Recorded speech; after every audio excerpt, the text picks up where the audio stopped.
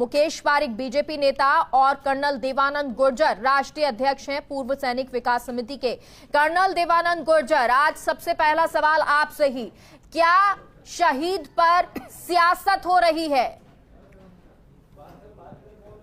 आपके इस सवाल का सीधा जवाब यह है कि बिल्कुल सियासत हो रही है, लेकिन जो ये स्थिति निकल के आई है इस वीरांगनाओं के मसले को और शहीदों को लेकर के जो अपना जीवन का बलिदान देते हैं, उसके अंदर सबसे बड़ी दुखद बात ये आई कि जब 3 वीरांगनाएं अगर किसी सरकारी अधिकारी या नेता से मिलना चाहती हैं तो मैं ये मानता हूं मुख्यमंत्री महोदय ने उनसे नहीं मिलकर के एक सिचुएशन को बिगाड़ा है। दूसरी बात, जो उनके अधिकारी हैं जिनको ऐसा इस सिचुएशन को कंट्रोल करने के लिए वीर नारियों के साथ अभद्र व्यवहार करना, वो किसी भी नजरिए से, न तो सामाजिक तंत्र के नजरिए से न कानून के नजरिए से उचित ठहराया जा सकता, बिल्कुल सरासर गलत है। सरकार को इमीडिएटली इसके लिए बाकी चीजें डिबेट हो सकती हैं, पर जो कानून को धज्जियां उड़ाते हुए महिलाओं से दुर्व्यवहार किया गया है, उनके कानूनी अधिकार को धरना देने को उनसे छीना गया है, उनसे बात नहीं सुनी गई है, उसके लिए जो दोषी अधिकारी है उन पे सजा होनी चाहिए, ऐसा सरकार को कदम लेना चाहिए। दूसरी बात, मैं यहाँ इसी बात को जोड़ते हुए बताना चाहूंगा, देखिए सरकारें देश में बदलती रहती है, कोई भी सरकार की, और जो सरकार राज कर रही होती है वो उस चीज को विपक्ष उनका विरोध करते हैं ज्यादातर। पर ये जो मामला है, इसको जो शुरू से लेकर के बीच के अंदर उलझाया गया है वो नहीं होना चाहिए।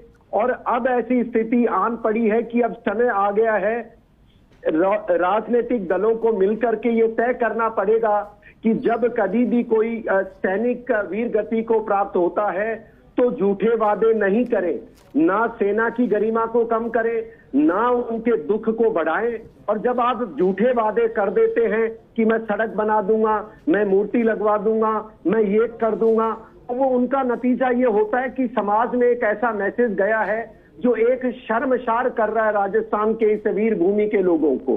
यहाँ पर जो प्रदेश के अंदर एक ही मसला नहीं है, मैं आपके ध्यान आकर्षित करना चाहूंगा, कुछ महीने पहले भारतीय सेना के कर्नल रिटायर्ड थे, उनका हाईवे के ऊपर कोई गाड़ी से वाद विवाद हो जाता है, उसके बाद उनको पुलिस थाने ले जाकर उनकी मार पिटाई की गई और उन्होंने ये मसला, मैं खुद उस केस में शामिल था, उनको लेके गया। ठीक है, और क्योंकि देखिए ये बहुत जरूरी बात है और ये आपने सही कहा कि सियासत नहीं होनी चाहिए, सरकार कोई भी हो सभी दलों को एक साथ होना चाहिए, क्योंकि आज चर्चा यही है कि क्या सियासत यहां हो रही है। डॉक्टर सीबी यादव जी, जब वीरांगनाएं जाती हैं, मुख्यमंत्री से मिलने की कोशिश की जाती है, बैरिकेडिंग लगाकर पुलिस रोक देती है, रात को 3 बजे हॉस्पिटलाइज्ड करा दिया जाता है, किसी से मिलने नहीं दिया जाता है, क्या ये सब नहीं होता तो इतना बड़ा हंगामा विपक्ष की ओर से नहीं होता? अगर सियासत के लिए कहा जा रहा है तो शायद ये सियासत होती ही नहीं, इतना सब कुछ ना होता तो। मेघा जी, जैसे कर्नल साहब ने भी कहा और आपने भी, राज्यसभा के सांसद है, केंद्र सरकार से बात क्यों नहीं करते हैं? और क्या वहां अनुकंपा नियुक्ति का प्रावधान नहीं है? वहां भी तो ये प्रावधान है, वहां ये मुद्दा क्यों नहीं उठता है? राजस्थान में कितनी दी गई है, जरा ये बता दीजिए। कितने ऐसे मामले हैं जिसमें स्कूल में जो नाम है वो चेंज हो चुके हैं और कितने अभी बाकी हैं, ये भी बता दीजिए। नहीं, ये तो आंकड़े विधानसभा के अंदर सारी चीजें पूछी जाए ना सर। विधानसभा के आंकड़े मैं आपको बता देती हूँ, और ये जो आंकड़े हैं उप स्वास्थ्य केंद्र हो या चिकित्सा केंद्र, इसमें लंबित प्रकरण 25 अभी चल रहे हैं, लंबित प्रकरण ही। आश्रितों को अनुकंपा नियुक्ति के चल रहे हैं 81, और विभिन्न कार्य जो है अभी तक 155 ही हुए हैं, और बकाया विद्यालय नामकरण जो है वो 158 अभी लंबित चल रहे हैं। सर, सवाल मेरा ये था कि ये सियासत होती ही नहीं अगर पुलिस बैरिकेडिंग नहीं करती या फिर रोकती नहीं, धक्का मुक्की नहीं होती। मुकेश पारिक जी, अभी 1 सेकंड सर, मुकेश पारिक जी का रुख करने दीजिए। मुकेश